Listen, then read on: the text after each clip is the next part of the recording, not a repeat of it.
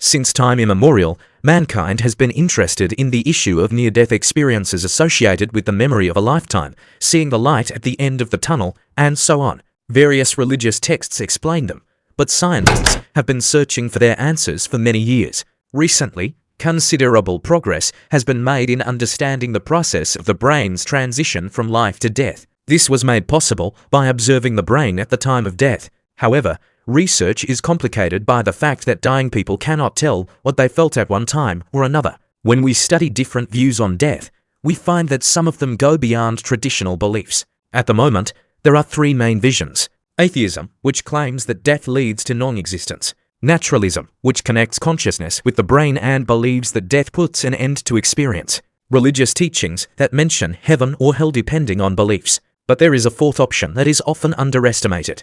In our culture, the idea of existence after death is usually regarded as a religious concept or is limited to heaven and hell. In fact, there are various conscious interpretations of death. They include scientific research, personal experiences, and revelations, intuition, ancient wisdom, individual certificates, logic. All these concepts are in harmony with the understanding of the universe as an integral organism. Thus, the question of what actually happens after death and how to understand this phenomenon from a spiritual point of view unfolds in different ways. Today, there are 5 ways for spiritually enlightened people to see death. The first way: death is neither the end nor the beginning. It's just part of the universal creative process of rebirth. When a cell in your body dies, it is immediately replaced by a new one. We do not call the process of cellular regeneration death because it is only 50% of the body's creative process. When a physical body dies, it disintegrates in the earth, and consciousness, or the memory matrix, is processed into a new body. Therefore, death is part of the natural process of processing substances and consciousness. The second way: death is a transition. This view of death argues that its very concept is fundamentally wrong. There is no death.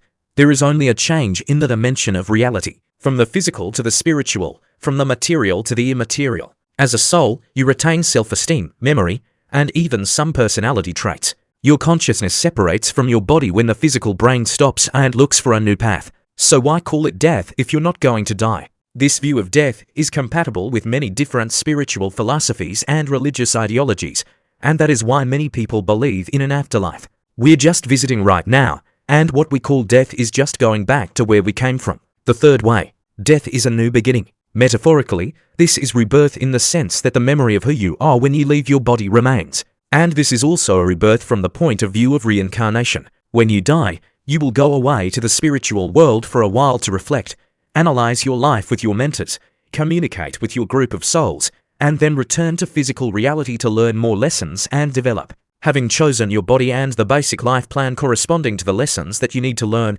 you will take one last look at the spiritual world and decide to reincarnate here in human form. It is better to spend a day contemplating the birth and death of all things than not thinking about the beginning and the end for 100 years. Buddha. The fourth way: death is the moment when you lose everything you need to be yourself, your conditioning, history, perception of yourself, thoughts about who and what you are, beliefs, values, and everything else that belongs to you as a person. Your ego, goals, memories, and physical body dissolve after physical death, and you return to your spiritual identity before you identify with thought and form. Who you are now is much more than your job, your past experiences, and your thoughts about who you are. Your consciousness returns to the universal field, where it loses its individuality and waits for fragmentation to start a new life.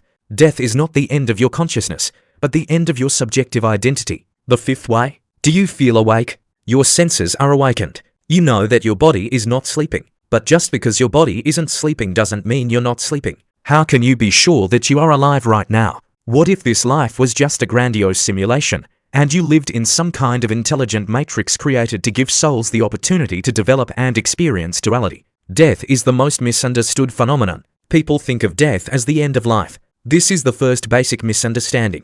Death is not the end, but the beginning of a new life.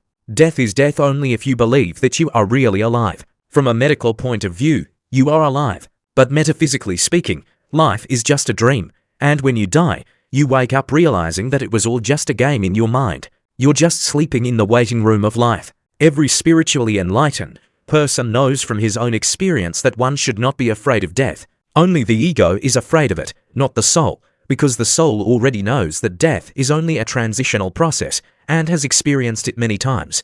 The meaning of enlightenment is to die before you die. It just means that you see that the ego is now who and what you are. You feel your consciousness as something more than your sense of being, and in doing so you are freed from the fear of non-existence. You will always exist, not your ego, but you. Find out who you are and you will no longer be afraid of death.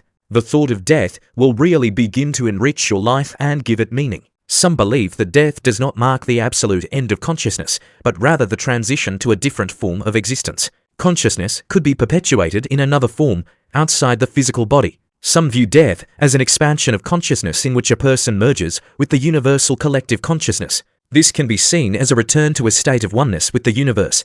According to this concept, death represents a stage in the ongoing evolution of the soul. The earthly experience will be a learning opportunity, and death will be the next step on the path to higher spiritual development. Some see death as a natural part of the life cycle. Just as nature experiences cycles of birth and death, human existence also follows this pattern. A more open-minded view views death as an exploration of the unknown. Instead of defining exactly what happens after death, this point of view encourages a person to accept the mystery and be open to all possibilities. Each of these points of view reflects an attempt to understand death through a spiritual lens. They offer ways to transcend traditional beliefs and look at the transition from life to death in a more holistic and conscious way. Science defines all objects, phenomena, and science does not give only definitions of what death is. In any case, neither in scientific nor in popular publications have we been able to find a single clear positive definition of this word. When talking about death, some people use words. For example, nothing, non-existence, and other similar and always with a negative meaning, words about what does not exist. And here the thought immediately comes to mind, or maybe there is no death either. This lack of a scientific definition of death is noted by scientists dealing with this phenomenon. And it is not surprising that those of them who have studied not only the anatomy, but the whole person, are increasingly advised to use the word transition instead of the word death, because death is usually understood as the end of human life, and now it is known that with the death of the body, the life of a person does not end. The personality continues to exist, passing into other conditions, hence the word transition, which correctly defines the event that is taking place. Christian philosophers who thought about the fear of death teach that the different states need to be distinguished here and give them different names. The fear of death is a property of human nature, and the thrill of mortal memory is a sign of unrepentant transgressions. Christ is afraid of death, but does not tremble in order to clearly show the property of two natures. We are all afraid of death to one degree or another. We usually don't analyze, we don't try to figure it out, but we're just afraid. The unknown is frightening, threatening, and inescapable. What are we actually so afraid of? Could there be physical suffering associated with dying? There may be a lot of bodily suffering in the last stage of life, but it is inherent in illness, not death. Dying in itself is painless and generally imperceptible. Even more than that, if there were pains, they disappear when dying. All the symptoms of the disease disappear, and the human personality, having crossed the frightening threshold, continues to live in new conditions of existence. Are we afraid of emptiness, nothingness, I won't be there anymore, something like deep sleep without dreams and without waking up?